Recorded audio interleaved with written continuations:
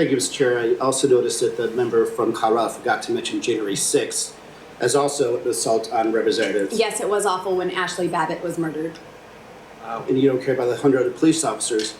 I do have some questions on it. So the gentlelady from Colorado said that members are allowed to bring weapons into committee rooms. What is the chair's understanding? Are members allowed to bring weapons to the committee room or not? Because I think that's a question of the necessity of this amendment.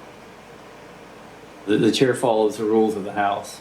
Is it your opinion that a member can bring a weapon here? The Capitol Police are the enforcer of the rules. Okay, I understand what you're saying, Mr. Chair, but I think right now we're debating whether this is a necessary amendment versus not. Now, let's say we don't believe that we have any level of enforcement for a member. Maybe we could also talk about some legitimate other type of restraints. So as someone who owns a weapon and used a weapon in combat and slept next to a weapon loaded for 7 months straight in combat, I would hope they would at least have some pretty sane restrictions. Like, is the member supposed to have positive control of the weapon at all times? What condition is this weapon supposed to be in? Here's my concern, right? There are some people in this committee who are very well trained with weapons. There's some people here that are not very well trained with weapons but like to use it as a prop.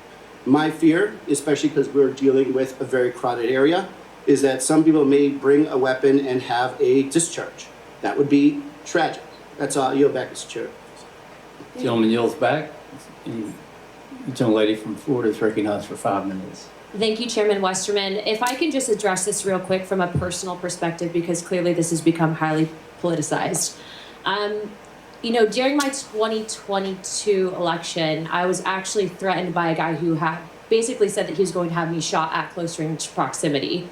That's not my only experience with firearms. When I was in high school, I was actually at a campus where there was a gang shooting. And so obviously I take firearm safety very seriously, but I also take my personal safety seriously. And I just want to clarify something.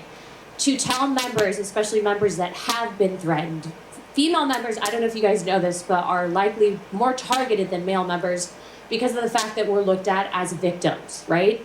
But to tell us that we don't have the ability to defend ourselves because of for whatever happened on January 6th is wrong.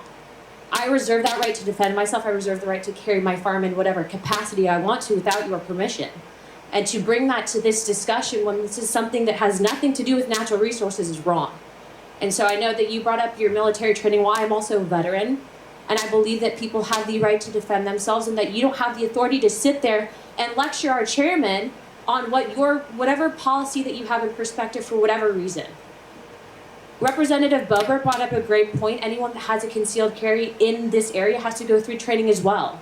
And so please remove that. It's a very obviously sensitive topic for those of us that have actually been threatened and seen violence. And for you to sit there and use your military service, I don't know why you would ever do that.